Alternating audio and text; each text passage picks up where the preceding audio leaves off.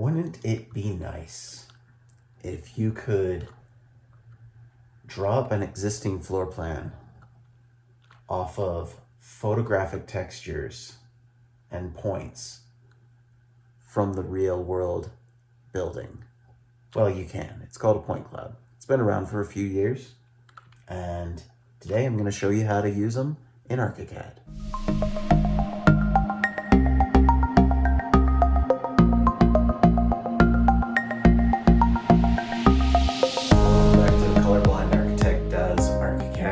And one of the things that a lot of architects are using now is LiDAR scanning, and that's one way of doing it. In fact, the iPhone Pro, at least the versions 12 and 13, actually has a built-in LiDAR scanner. Now, this camera right here, this one's called Matterport Pro 2. It's a pretty expensive camera, but it actually uses optical scanning. So it really just takes a bunch of images, and then it actually just has an artificial intelligence system that kind of pieces everything together and creates what's called a photogrammetric 3D model. Now, personally, I like using the Matterport as opposed to using the iPhone. One of the things about using the iPhone system is it's really not geared for large spaces like buildings, whereas the Matterport, because it is geared specifically for doing interior scans, if you're going to be putting a model into Archicad, especially if you're doing it for like a home remodel or something like that, it doesn't really make sense for a home remodel. It just doesn't, there's not a cost benefit to going with a Leica or you know, some of these really expensive 3D laser scanners that use LiDAR. Whereas this, you know, it retails for about $3,400, which that's still really expensive, but it's at least within the realm of reasonable when you factor in what you can make off of the average home remodel in the United States. So how do you get it into Archicad though? That's what we're going to cover now. And real quick, right before we do that, I wanted to mention, so some of the limitations of this is you also need an iPad. Most of us already have them, but it does help, and you want an iPad with plenty of storage. Storage is key, because if you have the base model at only 32 gigs of storage, it's not going to work. In my case, I went for the 1 terabyte iPad Pro. That way I have plenty of space. It's a bit more money, but trust me, it's so worth it when you're doing a lot of home remodel projects. So once you finish the Matterport scan and you upload it to the server, what Matterport does is then their servers actually process it and bring it into a format that can be used. Then you have to actually buy what they call a Matter Pack, which is $50. Which, by the way, part of the thing that I hate about Matterport is how expensive they are.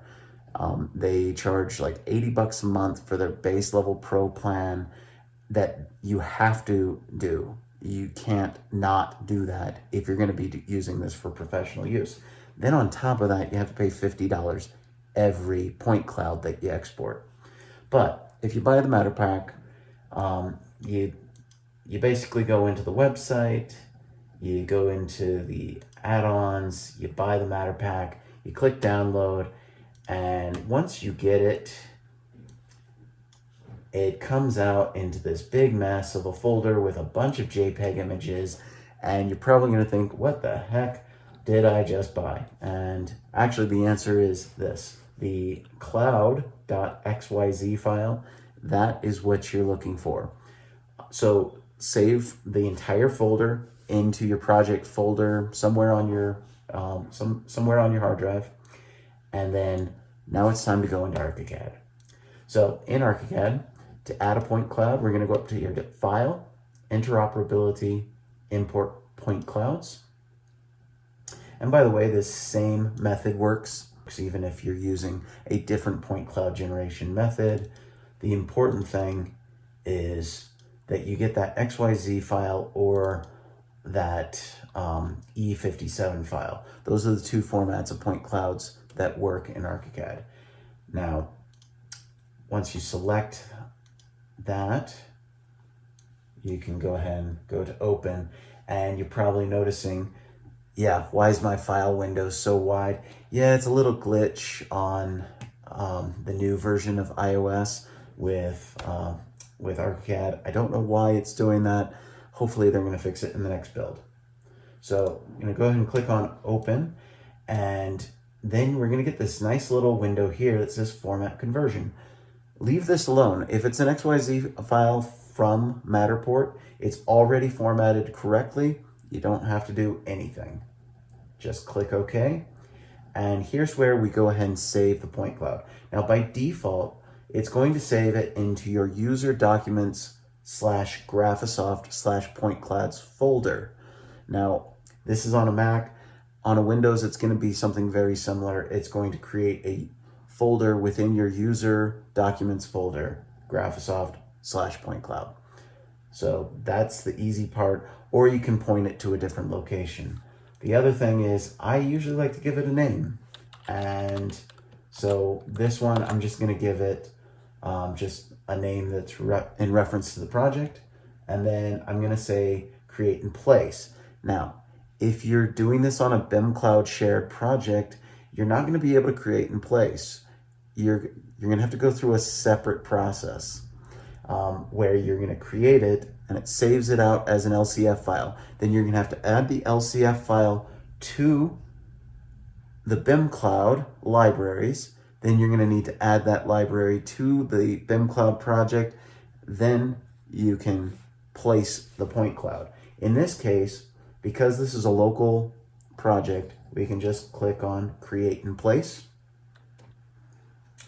Now it's going to do its little magic with processing,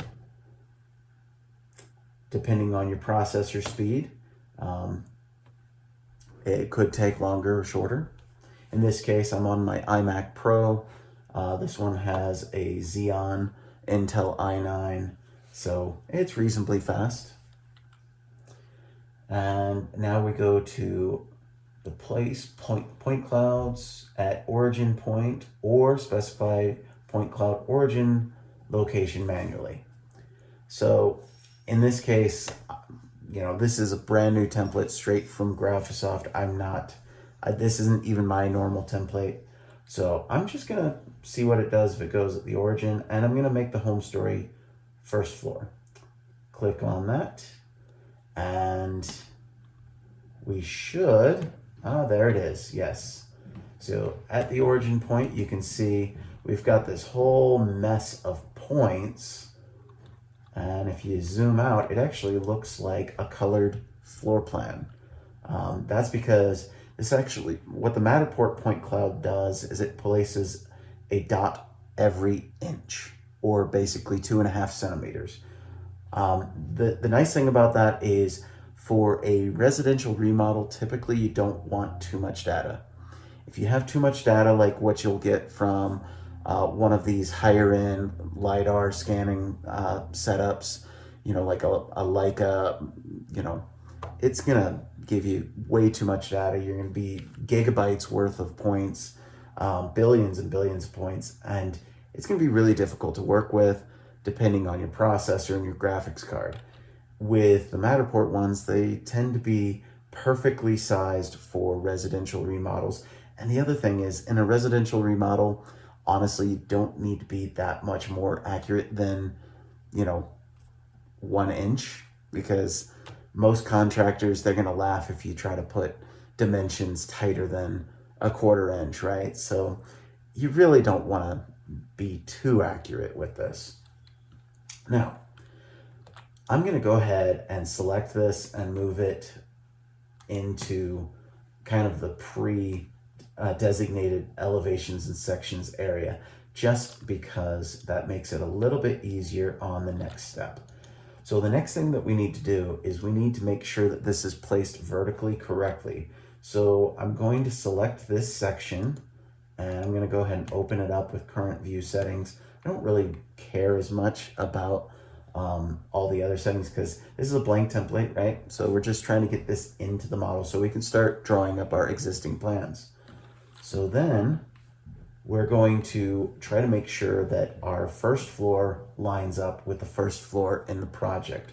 So I'm going to select this in section view. You can see it's actually got the photographic texture of the house that I scanned. And so what I usually do is I like to scroll in, just zoom in until you get enough points at the same Z elevation so that you can select one. And then what I do is I'll bring it down far enough so that I can hold shift so it locks it into the orthogonal. And then I hover until it snaps. And it looks like it's only moving this 25/64ths of an inch, but I'd rather it be nice and accurate. Now the next thing we can do is we can go into our story settings. So go into the story settings by right-clicking on one of the stories in the project map. And once we get in here, here's what we're going to do. We're going to go ahead and set this up for this specific house. So the first thing I need is a basement level. We need a first floor. And I apologize to any of you European architects watching this video. If you are in Europe, I understand you have a ground floor, then a first floor. But here in the United States, ground floor is first floor. So then we're going to set this as roof eave. And I'm just going to delete off these last stories because I don't need them for the purposes of this demonstration. Now, once I have that set up, you might notice that I did not adjust the heights. That's because what I can do now is I can right click in this section and go to, well, actually I can hover over the, the story lines, right click and say edit story levels. So now if I grab one of these story levels with the pet palette, you can see I can actually move this up and down. And while doing that, I can zoom in and lock it into that basement level. Now, for our roof eave, I'm going to do the same thing. Hover over that line to get the Mercedes and go ahead and start dragging this. And we're going to just go ahead and bring this to the ceiling plane just because we don't have any other reference in this model. And in this case, this should be reasonably close enough. It looks like we actually got pretty dang close. I am surprised. It's trying to claim that we have 10-foot ceilings in here. Interesting. Now, once you do that, click OK. Oh, no, actually, it was 7'10". That sounds more like it because this is a pretty old house. It was built in the 1950s. And so typically in that era, houses in my region were built with 8-foot ceilings in both the basement and the main floor. And the framing for the floor is usually 2x10s. Now, what's cool is this particular section, we can actually see some of the floor joists. So we can actually measure in section what the size of those floor joists are. So we can measure from the bottom of that floor joist up to the top, see that it's 11 and 39/64. We subtract the 3/4 inch for the plywood for the sheathing, and that gives us about a 2x12, roughly, maybe a 2x10. So not exact. Now, granted, when you're dealing with a house this old, there's a good chance that the lumber mills were putting out lumber that did not follow a typical standard. In this case, it's highly likely that these are not uniform from the mill, as you might get in this day and age. But regardless, now we have this set up and we can go back to our first floor plan and we can start drawing walls. And you just go ahead and grab the walls, and in this case I can set this to inside face because that is what the Matterport camera scans, is the inside face. And then I can just snap it to these points. And that's the nice thing about a point cloud, is that you can actually snap to the points in the model. Now you go ahead and do that and you start drawing up all your walls. Once you draw up all your walls, you can even go into 3D and you can verify what you have. So you can see the walls that I drew, and you can make sure that everything matches up. You can even see where the windows are. You can see where electrical fixtures are. And so as you can see, this is a fantastic tool for being able to put an existing building into Archicad a lot faster and a lot more accurately. Now, granted, this isn't going to be the best accuracy. If you want really good accuracy, you're going to need to go with a high-end LiDAR scanner. Now, those high-end LiDAR scanners, they're very expensive and they take a lot of training to learn how to use. I would recommend you just hire somebody that does it as a service, and they'll provide you everything. A lot of those services will even draw in the Archicad model for you, get it set up for you. I don't like doing that personally, just because typically they come in the wrong format, then I have to like redo the whole format. So that's just a pain. But yeah, for small commercial residential projects, the Matterport works great. Now, can you use your cell phone? Absolutely. In fact, Matterport even has an Android and an iOS version of their app that you can capture within, capture a house that way. It doesn't work as well as the Pro 2 camera, largely just because it doesn't have that stability of being on a tripod and spinning around, getting the full 3D plus the 3 different angles of the camera views. So it's not going to be as accurate. It's still going to be decent. And then there's a whole ton of other apps on the iPhone, especially if you have the iPhone Pro with the LiDAR scanner built in. Now, remember, the LiDAR scanner on the iPhone is very weak. It's not very good. It does a decent job, but it's not going to be as accurate as a tripod-mounted LiDAR scanner or a Matterport scanner. But if it works for you, great. That's how you get the point cloud in. And as you can see, it's actually pretty smooth. It works really well. And like I said, you can go in here and you can even put in clipping planes into your 3D so that you can see things better. You can see all the light fixtures, you can see the electrical outlets. It's so helpful. So hopefully this has been helpful. I'm the colorblind architect doing Archicad. Peace out.